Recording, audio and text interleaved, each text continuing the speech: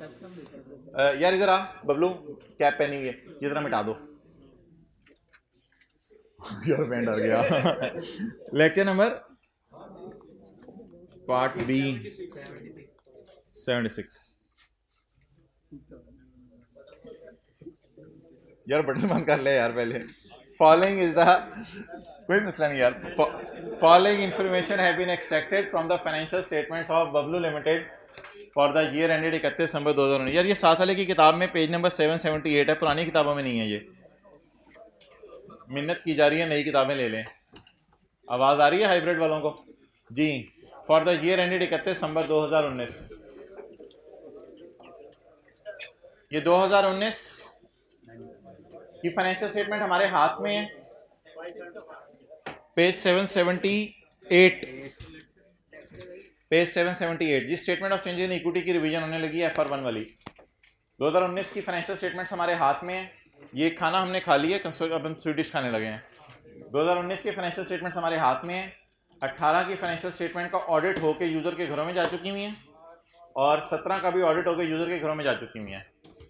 इसका मतलब ये नहीं होता, उस क्लास से इधर किसी ने आने तो आ सकते हैं, इसका मतलब ये नहीं होता कि ऑडिटेड में गलती नहीं निकल सकती। ऑडिट भी इंसानों ने किया था, उनमें गलती निकल सकती है।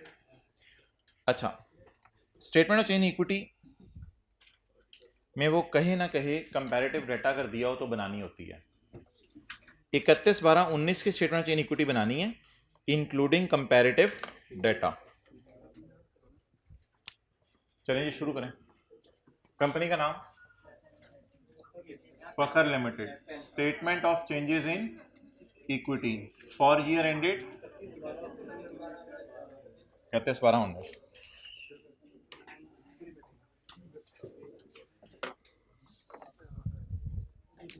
बिस्मिल्लाह, शुरू कर देंगे। अच्छा यार, यहाँ ना आपने डेट लिखनी होती है 1 जनवरी 18, 2 साल पुरानी डेट लिखनी होती है, फिर ऑटोमेटिकली 2 साल की स्टेटमेंट ऑफ इक्विटी बन जाती है।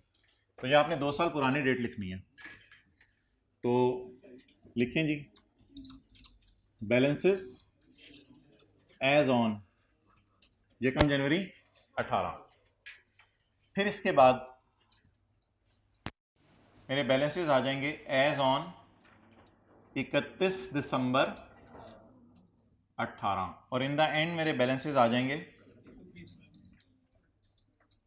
एज ऑन 31 दिसंबर 19। क्योंकि FR1 का सवाल है इसलिए वर्किंग्स मैं नहीं करूंगा, सिर्फ स्टेटमेंट ऑफ इक्विटी का फेस आपको बना के दूंगा, वर्किंग्स में आपको सोल्यूशन से दिखाऊंगा।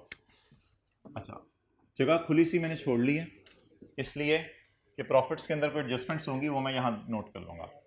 अच्छा, स्टेटमेंट ऑफ चेंज इक्विटी में जो कॉलम आते हैं वो आता है शेयर कैपिटल का, शेयर प्रीमियम का, रिवैल्यूएशन सरप्लस और रिटेन्ड अर्निंग्स का, और जनरल रिजर्व का। टोटल के कॉलम की जरूरत नहीं है। अच्छा, ये 18 की statement of changes in equity है और ये 19 की स्टेटमेंट ऑफ चेंज इक्विटी है। सवाल की रिक्वायरमेंट थी 19 की इक्विटी की चेंज बताएं अलोंग विद कंपैरेटिव्स, तो इसलिए मैंने आपको हिंट दिया था कि 2 साल पुरानी फिगर से आप शुरू करेंगे। तो बैलेंस एज ऑन 1 जनवरी 18 या 31/12/17 में लिख सकते हैं पेपर में, as on 31/12/17, as on 31/12/18, as on 31/12/19।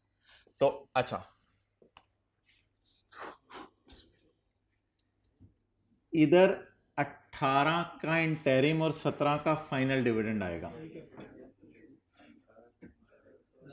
इधर 18 का इंटरिम और 17 का फाइनल डिविडेंड आएगा।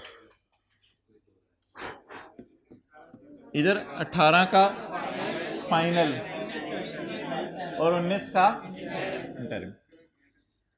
इधर पैट और सरप्लस फॉर द ईयर 19 का आएगा, और इधर पैट और सरप्लस फॉर द ईयर 18 का आएगा। पैट को मैं जो होगा वो लिखूंगा आरई के नीचे, पैट फॉर द ईयर, और सरप्लस फॉर द ईयर को मैं लिखूंगा सरप्लस वाले कॉलम के नीचे। ओसीआई, जो सरप्लस फॉर द ईयर, वो यहाँ लिखूंगा, जिसके साथ हम जनरल एंट्री में लिखते थे एसेट डेबिट सरप्लस इन ओसीआई क्रेडिट, तो वो मैं यहाँ पे लिखूंगा। असल में ये दोनों चीजें ना पी एंड एल से आती हैं। पी एंड एल में आपको पता है पैट इधर पड़ा होता है और वो इधर पड़ी होती है, ये चीजें इधर आ जाती हैं। चलें जी, 2017, 18, 19, ये ना पेपर में ऐसे फजूल परेशान करने के लिए देते हैं। 2017 का प्रॉफिट मैं कहाँ डालूं? 2017 का प्रॉफिट कहाँ डालूं? इधर मैंने 18 का पैड डालना है, इधर मैंने 18 का पैड डालना है, इधर मैंने 19 का पैड डालना है, तो 17 का पैड तो यहाँ डालूंगा, उसकी ज़रूरत ही नहीं है। तो ये एक दो चीज़ें ऐसे परेशान करने के लिए पेपर में दिया करेगा, तो हमें फॉर्मेट पे ग्रिप होनी चाहिए। अच्छा यार, मुझे आप इस डेटे से बड़े शौक से चीज़ें करनी हैं। मुझे आप इस डेटे से एसओसीआई के एक्सट्रैक्ट्स बनवा दें। एसओसीआई में आपको पता है चलते चलते चलते चलते चलते पैट आते हैं और ओसीआई आता है। 2019, 18, 19 का पैट है, 19 का पैट, 18 का पैट है 98, इधर नजर आ रहा है, और 19 का 84, और इसका माइनस ओसीआई, थोड़ा सा नीचे करके लिख देते ना, क्योंकि पैट तो आपको पता है क्लोज हो जाता है। अच्छा, ये पैट हो गया, और डिफरेंट मार्कर से ओसीआई। ओसीआई में काफ़ी सारी चीज़ें आया करेंगी। हमारे सवाल में चीज़ है रिवैल्यूएशन सरप्लस, तो असल में कोई रिवैल्यूएशन सरप्लस डेबिट हुआ होगा ना, तो इस वजह से ये नेगेटिव आ रहा है, सरप्लस इन ओसीआई जिसे हम कहते थे। और ये 25, मैंने कहा था इनके टोटल करने की आपको ज़रूरत नहीं है, इनके टोटल को कहते हैं टीसीआई। टीसीआई, तो ये मैंने आपके सामने एसओसीआई के एक्सट्रैक्ट बनाने की कोशिश की है। ये मैंने आपको कहा था, शायद आपको याद हो, इस तरह मैं फिगर्स को उठाता था, याद है? एक तरह से इस तरह फिगर्स को उठाता था, ये इन नदियों को इस दरिया में डाल दें। यहां क्या लिखूं? पैट और कॉमा रिवैल्यूएशन सरप्लस, या पैट और रिवैल्यूएशन सरप्लस, या टीसीआई लिख दूं? टीसीआई लिख दूं?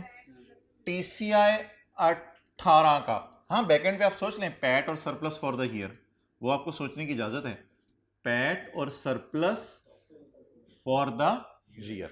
अच्छा, अभी आपने नोट नहीं करना, मुझे ये फिगर्स जरा पोस्ट करवा दें, 98 और 14 वाली, इन नदियों को ले जाएं अपनी रेलेवेंट जगहों पे। 98 और 14, 98 और 14, लॉस फॉर द ईयर था सरप्लस में, और वो था, लेकिन ये 98 ना अभी मैं मिटा के इधर लिख दूंगा, क्योंकि 98 में ना कुछ एडजस्टमेंट्स मैंने करनी है, 98 में मैंने कुछ एडजस्टमेंट्स करनी है।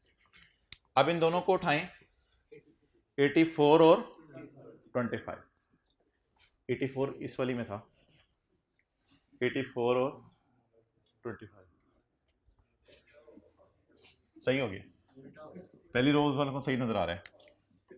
टीसी आई किस साल का? 19 का। इस साल का पैट और इस साल का सरप्लस, या जो भी रिवैल्यूएशन सरप्लस के अंदर गया फॉर द ईयर जी, कितना?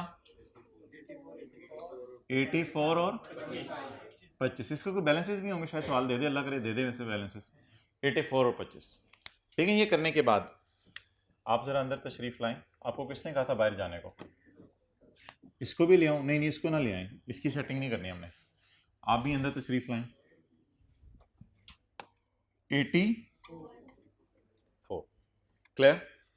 इतनी ज्यादा एडजस्टमेंट्स इसमें करनी है कि यहां तक जगह मेरी भर जानी है, धड़ धड़, plus minus plus minus plus minus plus minus plus minus plus minus, बहुत कुछ होना है अभी तो शुरू ही है बात। चलें जी, अगली लाइन पढ़े सवाल की।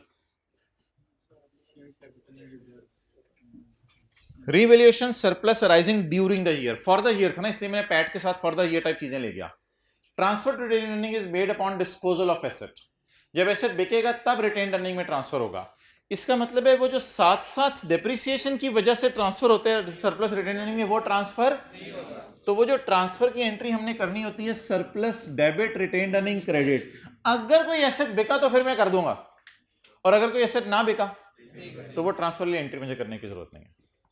तो कहते हैं मैं सरप्लस को रिटेन अर्निंग में ट्रांसफर नहीं करता, सिर्फ तब करता हूं जब कभी एसेट, इसमें ना आपकी मर्जी होती है, अकाउंटेंट्स को इजाजत है, कुछ साथ साथ करते हैं, कुछ एंड पे ट्रांसफर करते हैं, कुछ साथ साथ तैयारी करते हैं, कुछ आखिरी महीने में करते हैं। ये उस तरह का कॉन्सेप्ट है। शेयर कैपिटल एट यकम जनवरी, वो बोंगी नहीं मारनी, इधर 31 दिसंबर पढ़ देंगे तो सारी चीजें उलट लिखाएंगे। शेयर कैपिटल एट यकम जनवरी 17, यकम जनवरी 17, यकम जनवरी 17 हद हो गया। शेयर कैपिटल एट यकम जनवरी 18, ये ओपनिंग बैलेंसेस हैं, एज एट को अंडरलाइन कर लें, opening balances, as at for the ये नहीं होती चीजें, एज एट ओपनिंग बैलेंसेस होते हैं।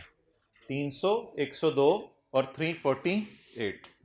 फॉर्मेट पता हो तो इरेलेवेंट फिगर्स इग्नोर हो जाती हैं। जी भाईजान, 300 10 10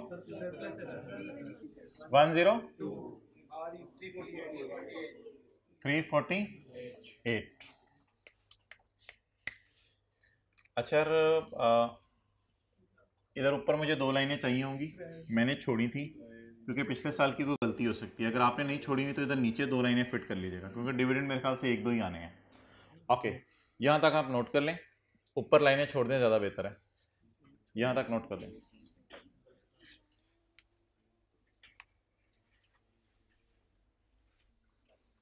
नोट करने को मैंने आपको कहा है, कंपनी जिम्मेदार नहीं होगी अगर आप साथ साथ नोट कर रहे थे तो।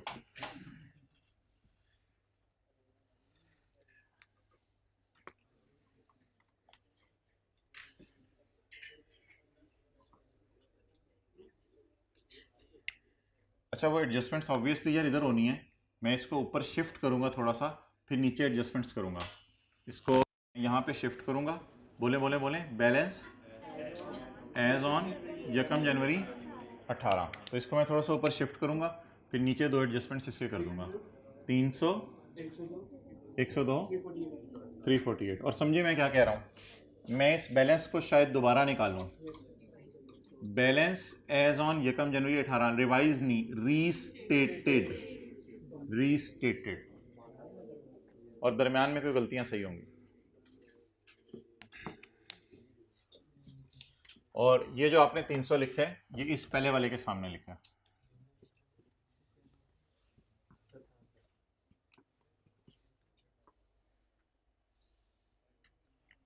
चलें जी, ऑन यकम मार्च 18, ऑन यकम मार्च 18, खुद ही सोच लें, ऑन यकम मार्च 18, यहाँ पे, क्योंकि ये देखें ना, ये सारा कौन सा साल है, 18, और ये 18, और ये 18 से पुरानी कोई गलतियां सही करनी वो मैं करूंगा। ये 18 का साल है, ये 19 का साल है। ऑन यकम मार्च 18, FL declared a final cash dividend of 10% for 2017। ये जरूर आएगा, ये जरूर आएगा। अभी मैंने क्लास शुरू करने से पहले आपको बताया था फाइनल 17 डिविडेंड इधर आने, एक ये हो गया। ऑन यकम नवंबर 18, FL issued 40% right shares. Right shares की एंट्री अगर आपको भूली भी है तो वो जो सऊदी किंग को शेयर इशू होते हैं ना, उस तरह की एंट्री होनी है, जो सऊदी किंग को शेयर इशू होते हैं उस तरह की एंट्री होनी है। उधर एंट्री होती थी investment debit share capital share premium credit, इधर एंट्री होगी cash debit share capital share premium. Right share होता है कंपनी ने और पैसा मांगा है। तो ऑन यकम नवंबर 18, FL issued right shares to ordinary share holders at ₹24। इसमें 10 रुपये फेस वैल्यू होगी और 14 रुपये प्रीमियम होगा। ऑन यकम अगस्त 19, interim bonus of 15% was declared. On यकम अगस्त 19, क्लियर। अब मेरी प्लानिंग मुकम्मल हो गई। पैट में गलतियां मैं इधर ही सही कर दूंगा, पैट में गलतियां इधर ही सही कर दूंगा, कुछ गलतियां इधर भी सही करनी पड़ेंगी। देखते रहें, 19 की गलतियां इधर सही होंगी, 18 की गलतियां इधर सही होंगी, 17, 16, 15, 14, 13 के साल की गलतियां यहां सही होंगी। इधर फाइनल डिविडेंड आने 17 का और इधर राइट शेयर्स आने हैं और इधर आना है शेयर्स का जो डिविडेंड अनाउंस हुआ है इंटरिम वाला। तो बस अल्लाह का शुक्र है चीज़ें ख़त्म। 2 लाइनें मुझे इधर चाहिए, 1 लाइन सिर्फ मुझे इधर चाहिए। काफ़ी ज़्यादा जगह मैंने छोड़ दी थी। 2 लाइनें इधर चाहिए, 1 लाइन इधर चाहिए। लेकिन जब भी कोई डिविडेंड या कुछ एडजस्टमेंट आपको करनी पड़े ना, तो शेयर कैपिटल के बैलेंस पे आपने नज़र रखनी है, क्योंकि शेयर कैपिटल के बैलेंस पे एडजस्टमेंट्स होनी है सारी। On Jacob March 14 FL declared a final dividend of 10%। Dividend earning को कम कर देते, तो इधर लिखे 2 लाइनें मैंने आपको क्या चाहिए। फाइनल डिविडेंड 18 का साल है भाईजान, ये देखें ये 18 का साल है और ये, तो ये 18 के साल में एडजस्टमेंट करवाएं। 2017 का फाइनल डिविडेंड। शेयर कैपिटल का बैलेंस 300 ज़रब 10%। अभी ये बहस नहीं मैं करूंगा कि डिविडेंड पे हो गया या पेएबल है, मैंने सिर्फ अर्निंग कम करनी है। आगे कैश क्रेडिट करना है या पेएबल क्रेडिट करना है, ये तो फाइनल अकाउंट के सवालों में बैलेंस शीट में देखेंगे। फिलहाल डिविडेंड की वजह से अर्निंग कम हो जाती है, तो अर्निंग बता दें कितने से कम करनी, 30 से। अच्छा, ये वाली लाइन मेरी खाली हो गई, इस वाली लाइन में भी कुछ आना है, तो ये कितना हो गया बोले 30 अर्निंग डेबिट, बस ये पोस्ट हो गया। शेयर कैपिटल के बैलेंस में इसकी वजह से चेंज नहीं आई। फाइनल अकाउंट में मैं आपको पढ़ाऊंगा या फिर आपने FR1 में पढ़ा होगा, अगर बोनस शेयर होते थे ना तो फिर शेयर कैपिटल के बैलेंस में भी चेंज आती थी, लेकिन अल्लाह का शुक्र है शेयर कैपिटल का बैलेंस अभी 300 ही है। ऑन 2 नवंबर FL issued 40% right shares to its ordinary share holders. अच्छा, 40% राइट शेयर्स इशू किए हैं। मुझे बताएं शेयर कैपिटल, जल्दी जल्दी, number of shares before right issue. अब तो माशाल्लाह आपने कंसोलिडेशन पढ़ी हुई है, 300 को आप 10 पे डिवाइड कर दें 30। Number of shares before right issue 30। उसी टाइप की शायद कुछ चीज समझे कि इतने उसमें से इतने खरीद लिए गए, तो कितने परसेंट राइट इशू किए? तो P issue to Saudi king या V issue to share holders? V issue to share holders. 30 million shares quantity में मैंने लिखे हैं, 30 मिलियन शेयर्स का 40%, 12 मिलियन शेयर्स। ये वो शेयर्स थे जो पेरेंट सऊदी किंग को देता था, लेकिन ये हमारी कंपनी ने अपने शेयर होल्डर्स को दिए। और बुनियादी फैक्टर क्या होगा, इसमें से जितने परसेंट शेयर इशू किए जाएंगे वो आएंगे। एंट्री वही मशहूर जमाना, कैश डेबिट शेयर कैपिटल और शेयर प्रीमियम जी। 12 इंटू 24, 12 इंटू 10, 12 इंटू 14, 220। इस फिगर को क्यों निकलवा रहे हो? ये तो बैलेंस शीट की कुछ फिगर है, इसको छोड़ो परे, मुझे ये दोनों फिगर्स निकलवाओ। 120 डेबिट शेबिट खुद ही कर लेना घर जाके, पेपर में जरूरत नहीं है जी। शेयर कैपिटल कितने से बढ़ाऊं? 120 से। शेयर कैपिटल कितने से बढ़ाऊं? इधर क्या लिखूं?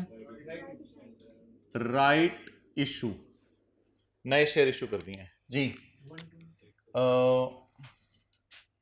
ये लाइन है, यहां पे शेयर कैपिटल में बोलें 120, 160। लेकिन मेरे ख्याल से अब अगर अगली कोई एंट्री करनी पड़ी ना, तो शेयर कैपिटल का बैलेंस रिवाइज कर लीजिएगा, वरना गलती हो जानी है। तो यहाँ पे ना कुछ हाफ हार्टेडली टोटल्स करा दें। हाफ हार्टेडली इसलिए कह रहा हूँ कि सारा डाटा भी अवेलेबल नहीं है, लेकिन हाफ हार्टेडली टोटल्स करवा दें। 420, 168, बस बस आगे ना जाए। अभी शेयर कैपिटल का टोटल भी वैसे काफ़ी था। अब अगले साल कुछ एंट्री करानी है आपने मुझे। On Jacom August 19 an interim bonus of 15% was bonus shares. Bonus shares, bonus shares में अच्छा यार ये 3 किस्म की एंट्रीज हैं।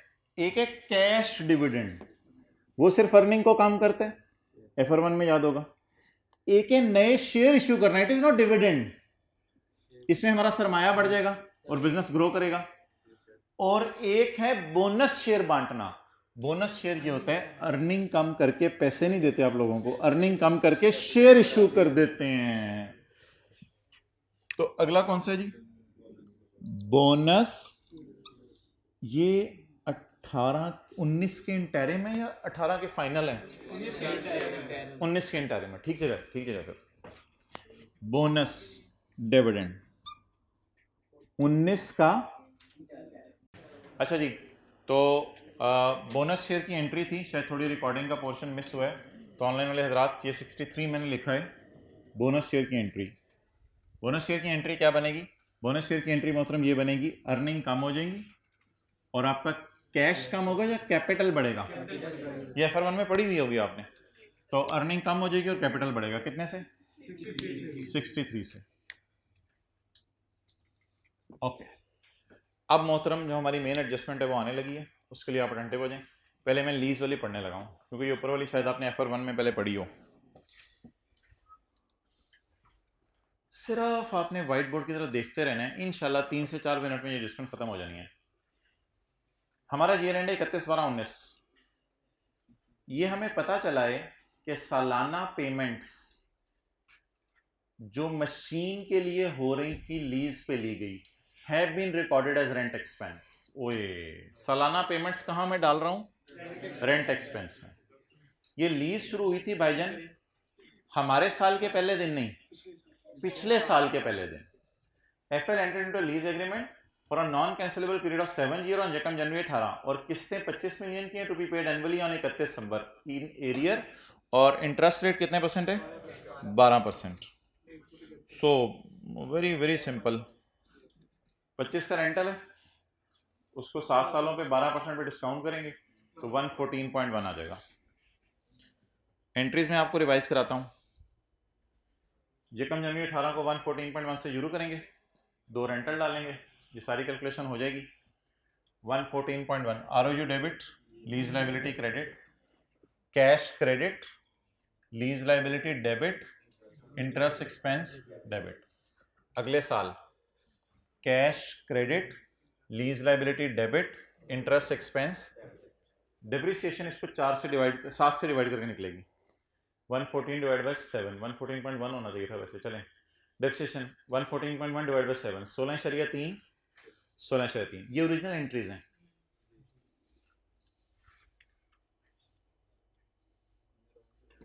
It was identified that annual payments have been recorded as an expense. Annual payments कहाँ डाल दिए? एक बार याद रखिएगा, जब एक्सपेंस में डाली जाती है ना तो इसका मतलब ये है कि उसे लीज का पता ही नहीं चला कि लीज है क्या। तो रॉन्ग एंट्री, कैश की एंट्री अकाउंटेंट भूलता नहीं। रॉन्ग एंट्री है rent expense debit, cash credit, rent expense debit, cash credit.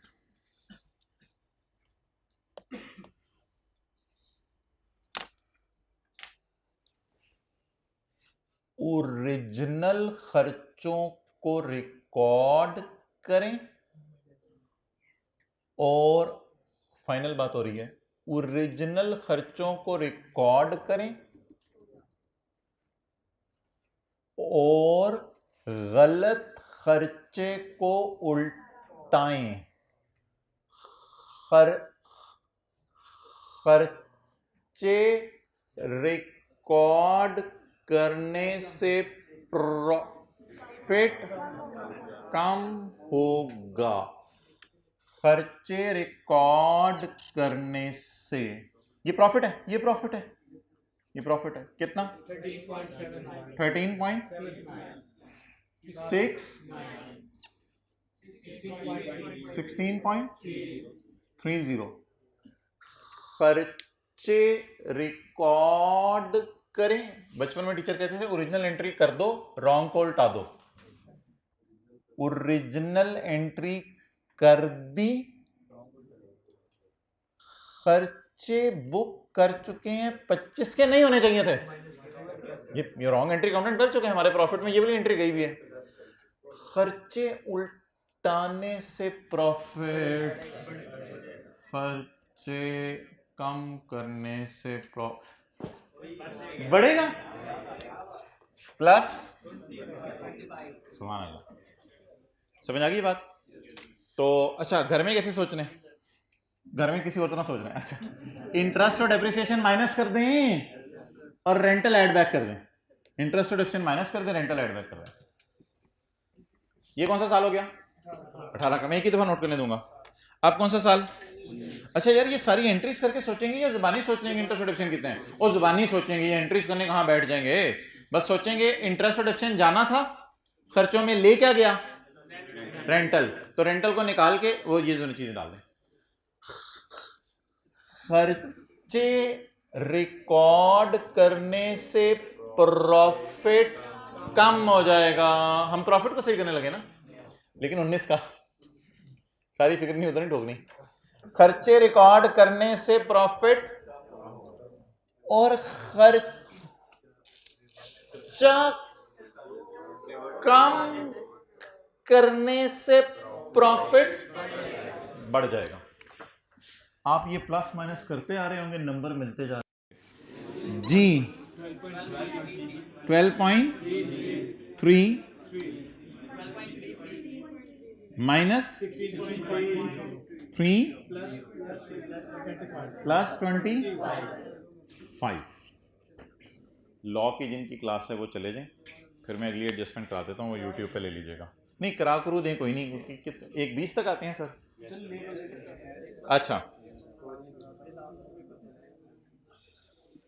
अच्छा यार चलें फिर इनको एक दफ़ा मैं ज़रा ज़बानी बता दूं कि वो जो एडजस्टमेंट इनके जाने के बाद मैं पढ़ता हूँ। एडजस्टमेंट कुछ ऐसी है, ये वाली तो लीज वाली ख़त्म होगी, बतानी ख़त्म होगी, हाँ वाली ख़त्म होगी। तो खर्चे हमने उल्टा दिए, खर्चा वाला, रेंट वाला, और इंटरेस्ट और डेप्सिन हमने रिकॉर्ड कर दिया। अच्छा इसमें कुछ ऐसे हुआ है IAS 40 में कि वो ना कॉस्ट मॉडल से रिवैल्यूएशन मॉडल की तरफ जा रहा है।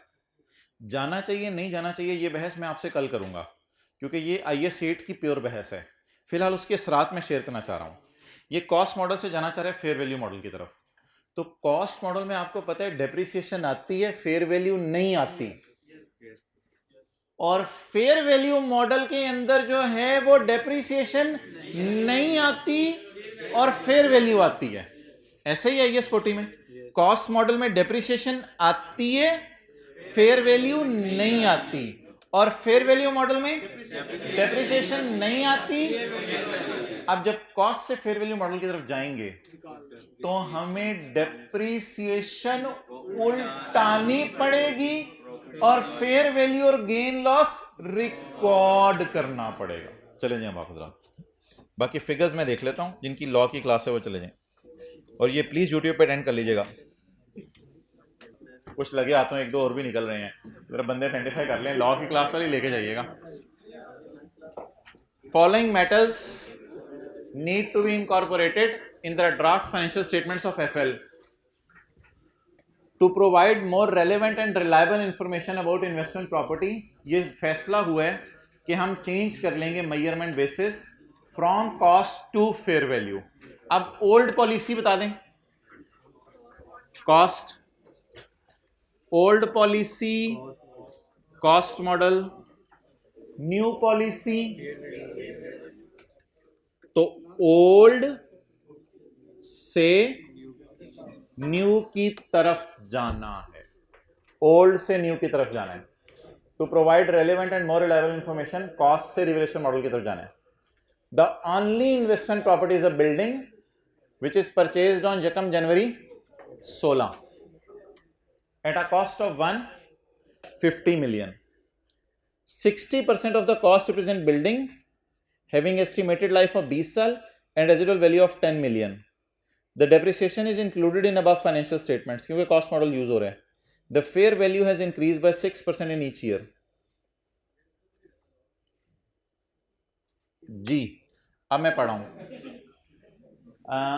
The only investment property is building जिसकी कॉस्ट कितनी है 150. इसमें अगर कोई लैंड पड़ी हुई है ना तो इसलिए बता रहे कि डेप्शन अलग अलग कर लें. The fair value has increase by 6% in each year. Calculator पकड़ें. पहली एंट्री जबानी बताएं क्या होगी. यकम जनवरी 16 को 16, 17, 18, 19 4 साल की एंट्रीज करनी है.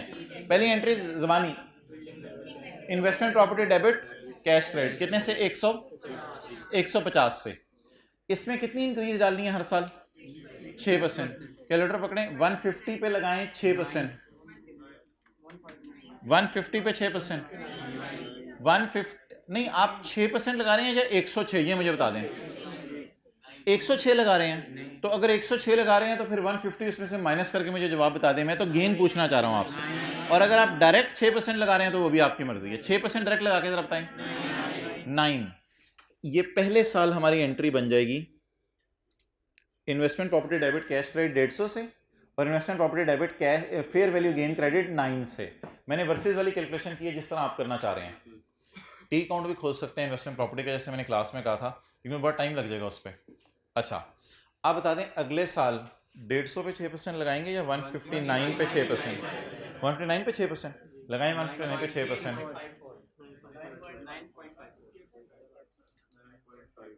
Asset debit fair value gain credit अगले साल फिर लगाएं 168.54 पे 6%। कितना आया? 10.11। उसके बाद फिर इस पे 6% लगाएं 10.72। मोहतरम क्लास में मैंने इस तरह करवाया था।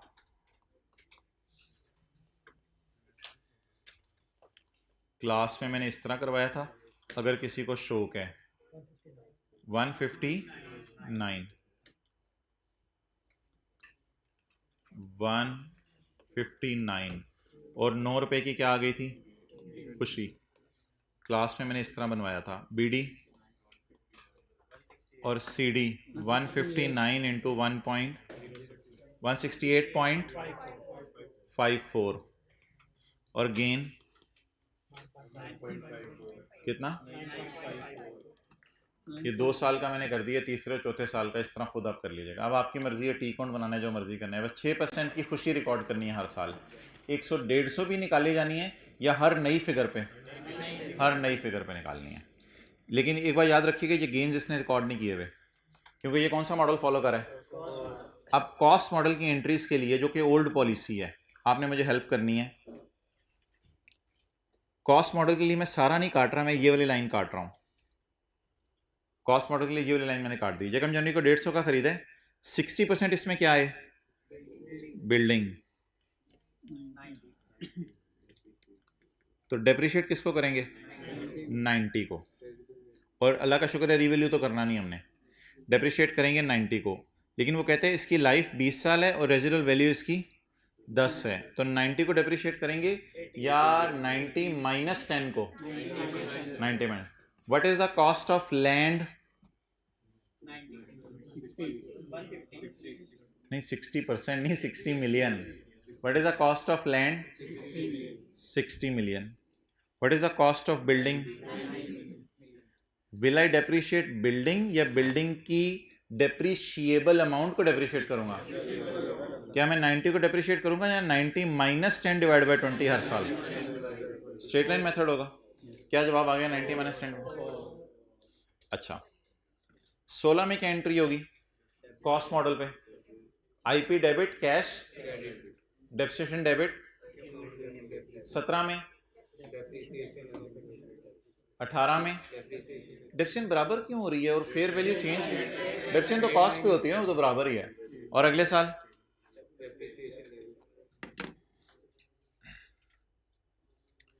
थोड़ी सी हिम्मत करके आपने मुझे इनको उल्टवाना है और थोड़ी देर बाद मैं आपको कहूंगा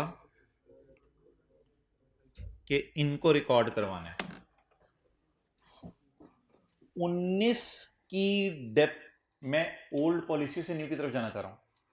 19 की डेप्रीसिएशन रिकॉर्ड हो चुकी हुई है, कम कर दें। 19 की डेप्रिसिएशन कम कर दें।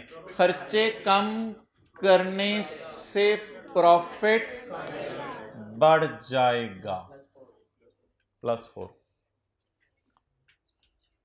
18 की डेप्रीसिएशन कम कर दें, इससे 18 का प्रॉफिट बढ़ जाएगा। 17 और 16 की डेप्रिसिएशन कम कर दें, इससे ये वाली लाइन हिट हो सकती है इन दोनों के दरमियान, यानी यकम जनवरी का कोई गलत वाला बैलेंस और सही वाला बैलेंस। तो प्रायर ईयर की एडजस्टमेंट्स, प्रायर ईयर से मुराद 2013, 14, 15, 16, 17 पिछले सारे सालों की एडजस्टमेंट्स यहां आती हैं, क्योंकि ये डेट सेम है ना। इसके दरमियान ये गलत फिगर्स होंगी, ये अर्निंग्स गलत होंगी, ये अर्निंग्स सही होंगी, इनके दरमियान एडजस्टमेंट्स आएंगी 4 और 4, वही प्लस ही करना है। तो डेप्रिसिएशन माइनस कर रहा हूं या उल्टा रहा हूं? उल्टा रहे हैं। अच्छा, और मजे की बात है दूसरी साइड पे गेन पड़े हैं, गेन रिकॉर्ड करने हैं वो भी प्लस के साथ। दूसरी साइड पे गेन पड़े हैं और गेन रिकॉर्ड करने हैं, गेन प्लस के। अगर लॉस होते तो वो फिर और बात होती। अब गेन्स प्लस माइनस छोड़ें, गेन्स क्या करने हैं? रिकॉर्ड। और डेप्रिसिएशन रिवर्स। अच्छा, गेन्स रिकॉर्ड कैसे करें प्रॉफिट में? ये कहां ऐड कर दूं? ये वाला 10.72 ये कहां रिकॉर्ड कर दूं?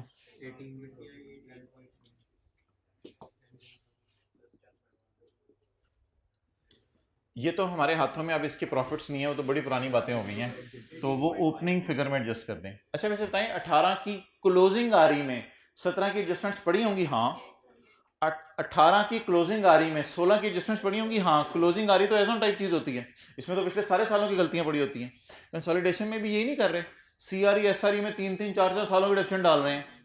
तो अब ये क्या है? ये भी तो आ रही है, इसमें 19 की गलतियां सही कर दी, इसमें 18 की गलतियां सही कर दी, तो इसमें 17, 16, 15, 14, 13, 12, 11, जब तक 50-50 साल के भी सवाल आई में आते रहे, 50 साल पुरानी गलतियां, जितनी भी गलतियां पुरानी वो यहां सही कर दें जी।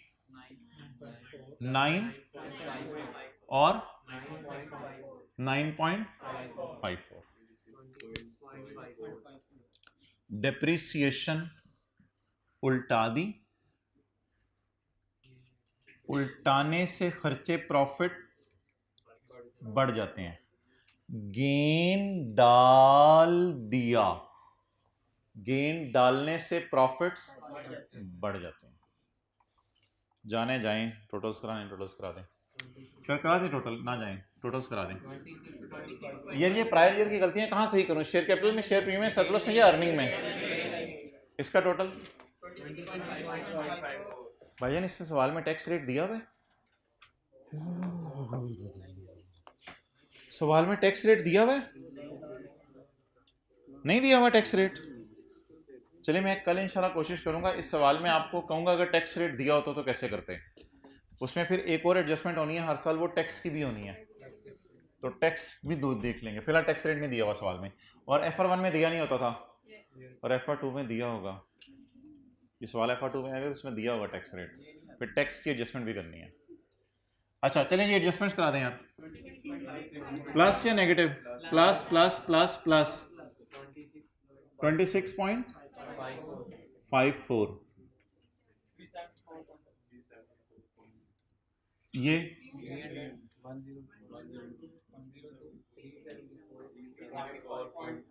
374.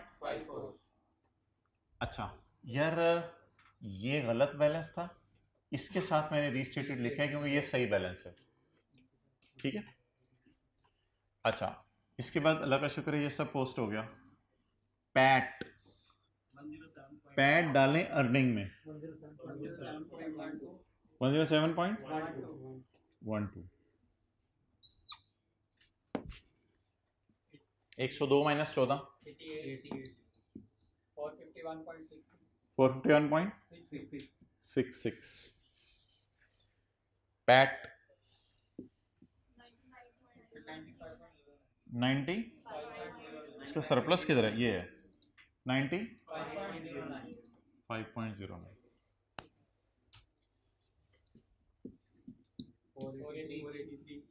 ये 25 को थोड़ा सा इधर करें ना, अच्छा लगे जी।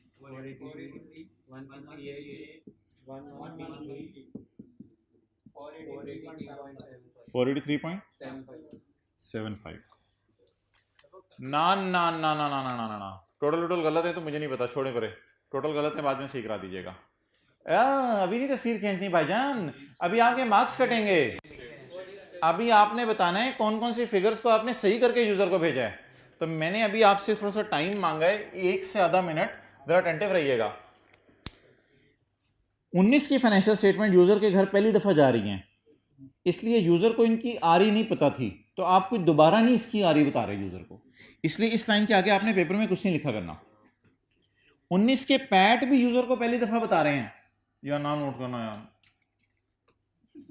19 की क्लोजिंग आ रही यूजर के पास पहली दफा जा रही है, तो इसके साथ आपने कुछ लिखना नहीं है। बस 19 का पैट भी यूजर को पहली दफा पता चल रहा है, इसके साथ कुछ नहीं लिखना। 18 की आरी में ये एडजस्टमेंट सब करके भेज रहे हैं, तो इसका मतलब है 18 की आरी आप रीस्टेट करके भेज रहे हैं। 18 के पैट भी यूजर के पास पिछले साल दफा भेज चुके हुए थे, इसको भी आप रीस्टेट करके भेज रहे हैं। और 1 जनवरी 18 वाली भी आपने सही कर दी है, ये गलत है ये सही है, तो इसके साथ रीस्टेट लिखेंगे यहां पर। तो ये ना 3 जगह रीस्टेट आता है, 3 जगह रीस्टेट आता है। बस हाँ ओवर।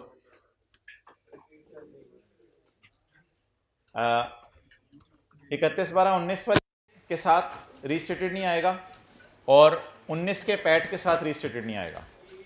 18 की आरी सही कर दी है, पिछले साल भी यूजर के पास 18 की फाइनेंशियल स्टेटमेंट गई होंगी, वो वाली निकालेगा तो कुछ और आ रही होगी ना, तो इस आरी को आपने सही करके भेजा है, साथ रीस्टेटेड लिखें। 18 का पैड भी यूजर को पिछले साल बता चुके हैं, इसके साथ भी रीस्टेटेड करके लिखें। पुरानी अर्निंग्स तो यूजर को कितने सालों की पता है, उसके साथ भी रीस्टेटेड लिखें।